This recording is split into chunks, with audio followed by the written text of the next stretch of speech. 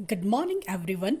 पिछली क्लास में हमने विद्युत धारा की अवधारणा के बारे में अध्ययन किया था और जिसके अंतर्गत हमने विद्युत धारा को डिफाइन किया कि वह कुल आवेश जो चालक के किसी अनुप्रस्थ काट के क्षेत्रफल में से इकाई समय में गुजरता है विद्युत धारा कहलाता है। इसका एसआई मात्रक कूलाम होता है। अब आइए आज के इस वीडियो में हम कंसंट्रेट करेंगे विद्युत परिपथ के घटक और साथ ही साथ हम स्टडी करेंगे एक महत्वपूर्ण कंसेप्ट विद्युत विभव और विभवांतर के बारे में। तो आइए सबसे पहले हम देखें कि आखिर विद्युत परिपथ के घटक क्या होते हैं। तो डियर स्टूडेंट्स, हमने देखा है कि जब भी हम किसी विद्युत परिपथ का निर्माण करते हैं तो विद्युत परिपथ के निर्माण में हमें एक से अधिक अवयव की आवश्यकता होती है या एक से अधिक एलिमेंट्स का हम प्रयोग करते हैं। और ये एलिमेंट्स हो सकते हैं संयोजी तारें, विद्युत बल्ब, स्विच, अमीटर, वोल्टमीटर इत्यादि।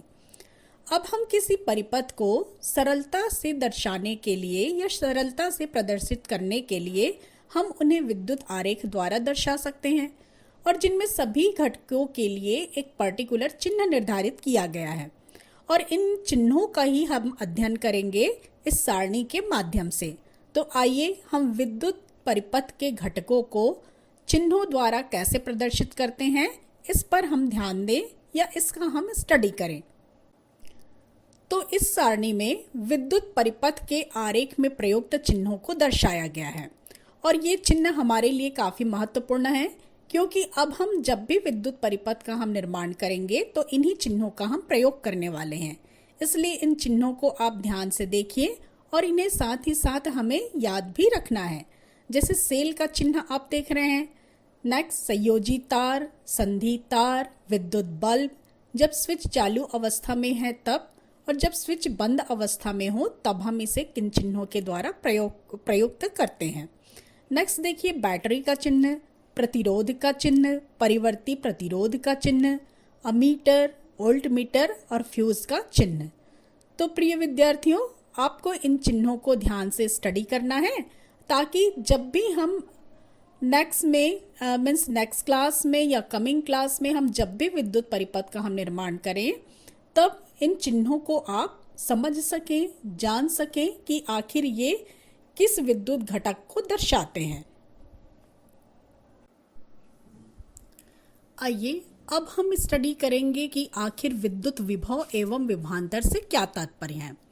और इससे पहले आपने जो पिछली क्लासेस में पढ़ा है वाटर के बारे में या जल में निहित ऊर्जा के बारे में, उस पर हम नज़र डालते हैं।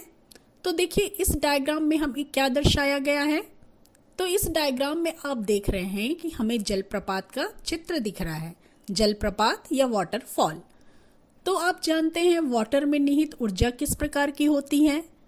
तो जब जल ऊंचाई पर होता है, पृथ्वी की सतह से ऊंचाई पर, तब हम देखते हैं कि उस जल में जो ऊर्जा निहित होती है उसे हम नाम देते हैं ग्रेविटेशनल पोटेंशियल एनर्जी या गुरुत्वीय स्थितिज ऊर्जा। यहाँ पर देखो पहले पॉइंट में जहाँ हमने एरो लगाया है उच्च तल पर, तो इस उच्च तल पर पानी की स्थितिज ऊर्जा का मान उच्च होता है और जलप्रपात की ऊंचाई जितनी अधिक होती है जल में निहित ऊर्जा की मात्रा उतनी ही अधिक होती है। फिर क्या हो रहा है यहाँ पर, तो हम देख रहे हैं यहाँ पर कि जब जल का प्रवाह उच्च तल से निम्न तल की ओर होता है तो जल में निहित जो गुरुत्वीय स्थितिज ऊर्जा है वह जो है गुरुत्वीय बल के प्रभाव के कारण नीचे की ओर गिर रहा है। और इस स्थिति में आप क्या देखते हो कि जल में निहित जो गुरुत्वीय स्थितिज ऊर्जा है वह किस में बदलती है, गतिज ऊर्जा में बदलती है। और इस प्रकार हम देखते हैं कि जल जब निम्न तल पर आता है तो निम्न तल पर जल की या पानी की स्थितिज ऊर्जा जो है निम्न होती है। क्लियर। तो ये है किसका, कि जल का प्रवाह या द्रव का प्रवाह।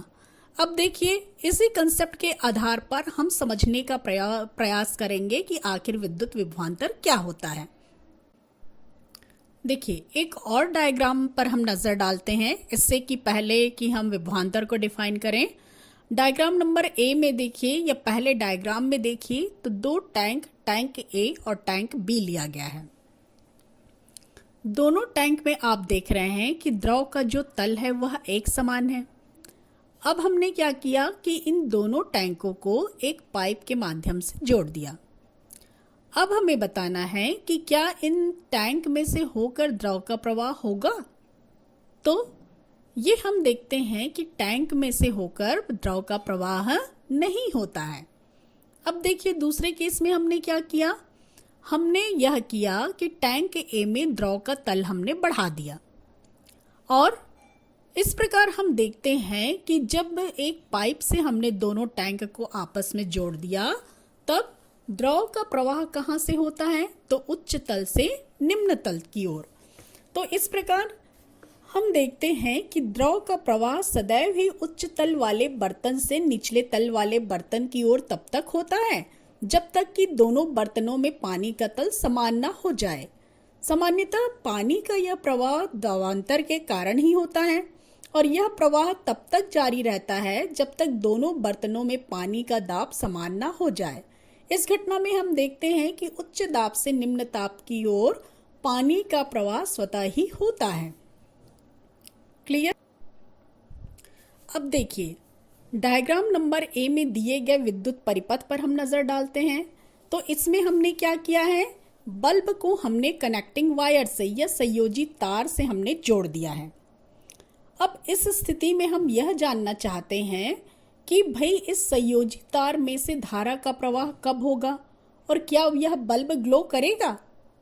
तो इसका आंसर क्या है, क्या बल्ब ग्लो करता है इस स्थिति में। तो हम देखते हैं कि नहीं। तो क्यों नहीं, क्योंकि अभी भी हम देख रहे हैं जो संयोजी तारों में क्या है, मुक्त इलेक्ट्रॉन है या आवेश है और इन आवेशों की वजह से क्या होना चाहिए, धारा का प्रवाह होना चाहिए, लेकिन ऐसा नहीं होता। तो ऐसा कौन सा घटक है जो विद्युत धारा के प्रवाह को ट्रिगर करता है, तो उस घटक को या उस राशि को ही हम नाम देते हैं विभवांतर। क्लियर। जैसा कि पिछले एग्जाम्पल में आपने देखा कि द्रव के प्रवाह के लिए आवश्यक था दाबांतर, कि द्रव का प्रवाह उच्च दाब से निम्न दाब की ओर होता है, उसी प्रकार किसी भी विद्युत परिपथ में विद्युत धारा के प्रवाह के लिए जिस राशि की आवश्यकता होती है उसे हम नाम देते हैं विभवांतर या विद्युत विभवांतर का नाम देते हैं। और भाई ये विद्युत विभवांतर हमें कहाँ से मिलता है, तो विद्युत विभवांतर को निरंतर बनाए रखने के लिए हमें वोल्टेज स्रोत का उपयोग करना पड़ता है। और ये वोल्टेज स्रोत क्या है, तो ये वोल्टेज स्रोत होते हैं सेल, बैटरी या कोई भी एक्सटर्नल फील्ड जिनसे हम विद्युत धारा की प्राप्ति कर सकते हैं। तो यहाँ पर देखिए अब डायग्राम नंबर बी पर हम नजर डालें। तो डायग्राम नंबर बी पर हम देख रहे हैं कि वो जो संयोजी तार के सिरे थे उन्हें हमने बैटरी से जोड़ दिया। बैटरी के दो सिरे होते हैं, आप जानते हैं, धन सिरा और ऋण सिरा। तो धन सिरा जो है वो हाई पोटेंशियल एनर्जी के सिरे की भांति कार्य करता है या उस पर धन सिरे पर विभव का मान उच्च होता है और ऋण सिरे पर विभव का मान निम्न होता है। तो इस प्रकार हम देखते हैं कि अब जो है हमारा परिपथ, हमारे इस परिपथ में से विद्युत धारा का प्रवाह होने लगता है। होता क्या है, एक्चुअली यहाँ पर हम देखें तो होता यह है कि ऋण सिरे में से होकर ऋण सिरे के पास जो इलेक्ट्रॉन्स हैं वो बैटरी के ऋण सिरे से प्रत्याकर्षित होकर परिपथ की ओर चलने लगते हैं। परिपथ में जब वो चलते हैं तो इलेक्ट्रॉन जो है अपनी एनर्जी, इलेक्ट्रॉन्स में एनर्जी होती है उनकी, तो उस एनर्जी को अपने वो समीपवर्ती इलेक्ट्रॉनों को ट्रांसफर करते जाते हैं। और इस प्रोसेस में वो जब लोड से गुजरते हैं, लोड जैसा कि यहाँ पर बल्ब लगाया गया है, तो ये अपनी एनर्जी, इलेक्ट्रॉन्स या आवेश अपनी एनर्जी किसको दे रहे हैं, उस लोड को दे रहे हैं, लोड में लगे फिलामेंट जिससे कि गर्म हो जाते हैं। और फिर ये जो इलेक्ट्रिक एनर्जी है, इलेक्ट्रिक एनर्जी जो है ऊष्मीय ऊर्जा और फिर उसके बाद लाइट एनर्जी में कन्वर्ट होता है। तो इस प्रकार इलेक्ट्रॉन्स इस प्रोसेस में क्या कर रहे हैं, अपनी एनर्जी दे रहे हैं लोड को। तो यहाँ पर से जब वो लोड से बाहर निकलते हैं तो इस प्रोसेस में इलेक्ट्रॉन की जो ऊर्जा है वह कम हो जाती है। ऊर्जा कम, इसका मतलब उनका पोटेंशियल कम, और फिर वो इस लो पोटेंशियल वाली स्थिति में जब वो बैटरी के धन सिरे में पहुंचते हैं तो देखिए यहाँ पर क्या कार्य होता है। तो जब वे बैटरी के धन सिरे पर पहुंचते हैं तो यहाँ पर जो है इलेक्ट्रॉनों को बूस्टअप करने का कार्य होता है। हम जानते हैं कि सेल के अंदर केमिकल रिएक्शन होते हैं और जो कि क्या करते हैं कि हम देखते हैं ये जो केमिकल रिएक्शन की वजह से इन इलेक्ट्रॉनों की खोई हुई ऊर्जा पुनः उन्हें प्राप्त हो जाती है और फिर वे क्या करते हैं कि पुनः हाई एनर्जी के साथ या हायर पोटेंशियल के साथ इलेक्ट्रॉन जो है पुनः परिपथ में गमन करते हैं।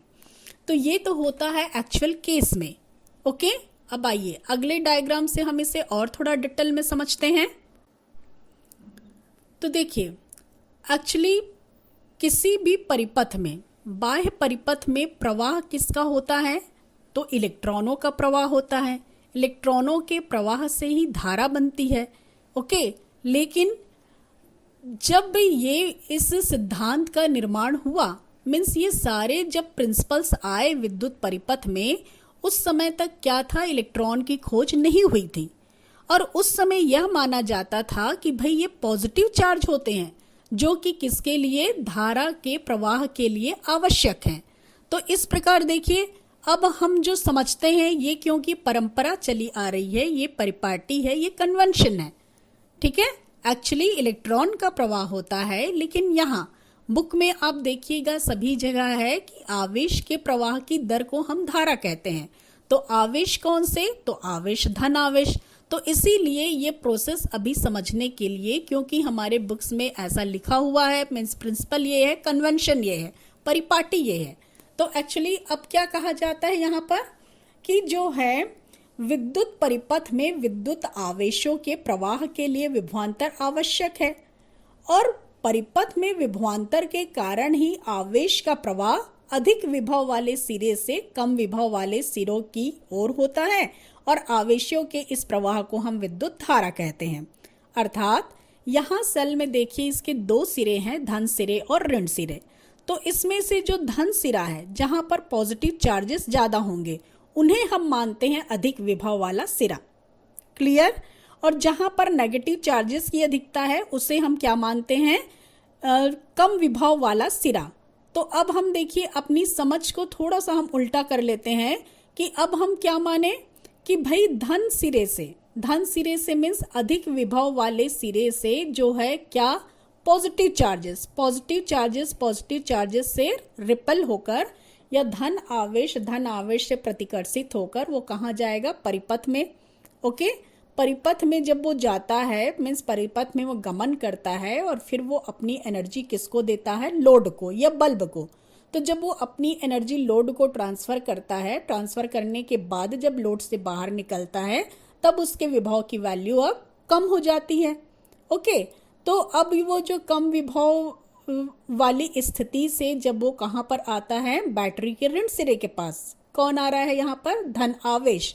तो धन आवेश जब बैटरी के ऋण सिरे के पास आता है, ऋण सिरे से वो आकर्षित होगा और फिर वो धन आवेश जो है, चूंकि सेल के अंदर जो है केमिकल रिएक्शंस होते हैं, उसके द्वारा उस धन आवेश को पुनः ऊर्जा प्रदान की जाती है जिससे वह लो पोटेंशियल वाली स्थिति से हाई पोटेंशियल वाली स्थिति में आता है और पुनः वो परिपथ में गमन करता है। तो इस प्रकार प्यारे बच्चों अब हमारा जो कन्वेंशन है, परिपाटी है, उसके अनुसार क्या, तो उसके अनुसार है कि परिपथ में विभवांतर के कारण ही आवेशों का प्रवाह अधिक विभव वाले सिरे से अधिक विभव वाले सिरे से कम विभव वाले सिरे की ओर होता है। अर्थात आवेशों का प्रवाह कहाँ, तो अधिक विभव यानी जो पॉजिटिव टर्मिनल है वहां से कहाँ होगा, नेगेटिव टर्मिनल की ओर। इसलिए देखिए डायग्राम में डायरेक्शन ऑफ करंट या धारा के प्रवाह की दिशा कहाँ से कहाँ होगी, तो धन से ऋण की ओर। क्लियर? यानी आप इसे ऐसे भी समझ सकते हो कि जो इलेक्ट्रॉनों के प्रवाह की दिशा के विपरीत क्या होता है, धारा के प्रवाह की दिशा। क्लियर? अब इस एनालॉजी को हम और समझ लेते हैं कि वाटर एनालॉजी और वोल्टेज एनालॉजी। तो यहाँ देखिए जो ब्लू कलर का डायग्राम दिख रहा है वहाँ पर आप क्या देखते हो, आप यह देख रहे हैं इस डायग्राम में कि जब जल निम्न तल से उच्च तल तक हम उसके प्रवाह को कैसे कंटिन्यूअस हम बनाए रखें। तो इसके लिए हमें क्या करना पड़ता है, इसके लिए हम वाटर पंप का उपयोग करते हैं। ओके, यह वाटर पंप क्या करता है, दाबांतर उत्पन्न करता है और जिससे पानी जो है लो लेवल से या निम्न तल से कहाँ जाने में सक्सेस होता है, उच्च तल तक जाने में सक्सेस होता है, क्योंकि यह दाबांतर उत्पन्न कर रहा है। कौन सा एलिमेंट, तो वाटर पंप। ओके, और फिर वह लोड जो लगा हुआ है वाटर व्हील उसको घुमाता है और पुनः वो जो वाटर का जो प्रेशर हाई था लो प्रेशर में कन्वर्ट होता है, फिर वाटर पंप पंपिंग करता है। ठीक है, तो यहाँ पर जो है दाबांतर उत्पन्न करने का कार्य कौन सा एलिमेंट करता है, वाटर पंप। सिमिलरली देखिए इस डायग्राम में जो लेफ्ट हैंड साइड में है वोल्टेज एनालॉगी में, यहाँ देखिए कि जो कनेक्टिंग वायर के थ्रू चार्जेस को विभवांतर प्रदान करने का कार्य वाटर पंप की जगह कौन सा एलिमेंट कर रहा है, या विद्युत परिपथ का कौन सा घटक, तो यह करता है बैटरी। बैटरी ही क्या करता है कि जो इलेक्ट्रॉनों को पुश करने का कार्य करता है या विभवांतर प्रदान करता है, और जिससे कि आवेश जो है कहाँ से, आवेश मीन्स धन आवेश, कहाँ से, धन सिरे से जो है ऋण सिरे की ओर ये फ्लो करते हैं। और जब वो उसके मार्ग में जो लोड आ रहा है, लोड जैसे कि यहाँ पर फैन दिखाया गया है, तो उस फैन में से होकर जब चार्जेस गुजरते हैं तब ये अपनी ऊर्जा उन चार्जेस को दे देते हैं, जिससे कि उनकी पोटेंशियल की वैल्यू फिर लो हो जाती है।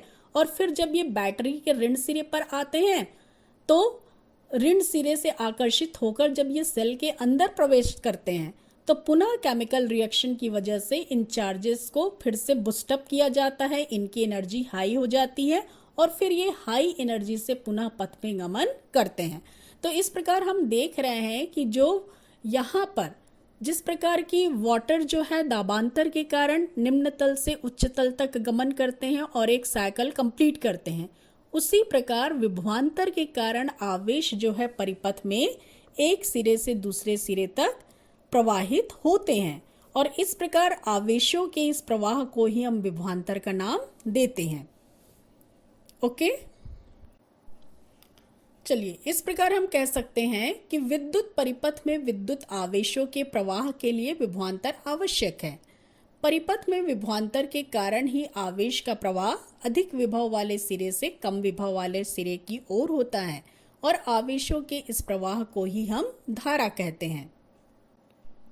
डायग्राम में देखिए, विद्युत विभवांतर को निरंतर बनाए रखने के लिए हमें एक वोल्टेज स्रोत का उपयोग करना पड़ता है। बैटरी और सेल एक प्रकार के वोल्टेज स्रोत ही हैं, जिसे कि हम डायग्राम से देख सकते हैं।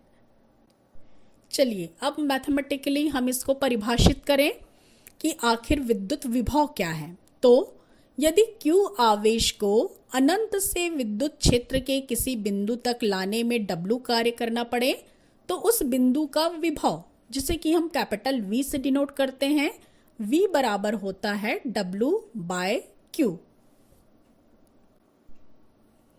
हम इसे शब्दों में लिख सकते हैं, विभव बराबर कार्य बटा आवेश। इस प्रकार हम इसे परिभाषित करते हैं कि एकांक धनावेश को अनंत से विद्युत क्षेत्र के किसी बिंदु तक लाने में जितना कार्य करना पड़ता है उसे उस बिंदु का विभव कहते हैं। अब इसके मात्रक पर नजर डालें तो सूत्र में यदि W बराबर 1 जूल और Q का मान, आवेश का मान यदि 1 कूलाम हो तो सूत्र में मान रखने पर V बराबर हमें मिलेगा 1 जूल बटा 1 कूलाम और यह बराबर होता है 1 वोल्ट के। तो इस प्रकार हम डिफाइन करते हैं कि यदि 1 कूलाम आवेश को अनंत से विद्युत क्षेत्र के किसी बिंदु तक लाने में 1 जूल का कार्य करना पड़े तो उस बिंदु का विभव 1 वोल्ट होता है। इस प्रकार इसका मात्रक हम देखें तो SI सिस्टम में वोल्ट और CGS सिस्टम में इसका मात्रक स्टेट वोल्ट होता है। चलिए अब हम विभवांतर को डिफाइन करते हैं। तो विभवांतर क्या होता है? तो विद्युत क्षेत्र में एकांक धनावेश को एक बिंदु से दूसरे बिंदु तक ले जाने में जितना कार्य करना पड़ता है उसे उन दोनों बिंदुओं के बीच का विभवांतर कहते हैं। ठीक है, तो इस प्रकार विभवांतर जो है विद्युत क्षेत्र में उस बिंदु की स्थिति पर निर्भर करता है और एसआई पद्धति में इसका मात्रक वोल्ट होता है। विभवांतर के मापन के लिए हम किस उपकरण का प्रयोग करते हैं? तो इस उपकरण का नाम है वोल्टमीटर। और देखिए परिपथ में हमने इसे कहाँ जोड़ा हुआ है? परिपथ में वोल्टमीटर को तो हम इसे समांतर क्रम में जोड़ते हैं। डायग्राम से देखिए कि वोल्टमीटर को विद्युत परिपथ में समांतर क्रम में जोड़ना चाहिए कि उसमें धारा धन सिरे से प्रवेश करे व ऋण सिरे से बाहर निकले। ओके, बैटरी से हमने वोल्टमीटर को कहाँ जोड़ा हुआ है? तो इसे हमने समांतर क्रम में जोड़ा हुआ है। तो देखिए क्या होगा कि यदि हम वोल्टमीटर को श्रेणी क्रम में जोड़ें तो ऐसा करने पर चूंकि वोल्टमीटर का प्रतिरोध अधिक होता है अतः परिपथ में बहने वाली धारा का मान कम हो जाएगा। अतः वोल्टमीटर को हमें हमेशा परिपथ में समांतर क्रम में जोड़ना चाहिए। एक एग्जाम्पल से हम समझ लेते हैं इसका कंसेप्ट। तो प्रश्न दिया गया है 10 वोल्ट विभवांतर के दो बिंदुओं के बीच 2 कूलाम आवेश को ले जाने में कितना कार्य किया जाएगा। तो हमें दिया गया है V बराबर 10 वोल्ट और Q आवेश बराबर 2 कूलम। हमें निकालना है किए गए कार्य W का मान। तो हमारे पास सूत्र है V बराबर विभव बराबर कार्य बटा आवेश। तो इसलिए कार्य बराबर हो जाएगा विभव गुणित आवेश। सूत्र में मान रखने पर W बराबर विभव की जगह 10 वोल्ट इंटू आवेश का मान 2 कूलम। तो इस प्रकार हमें मिलता है किए गए कार्य का मान 10 इंटू 2 बराबर 20 जूल। तो इस प्रकार 10 वोल्ट विभवांतर के दो बिंदुओं के बीच 2 कूलम आवेश को ले जाने में हमें 20 जूल का कार्य करना पड़ेगा। Thank you.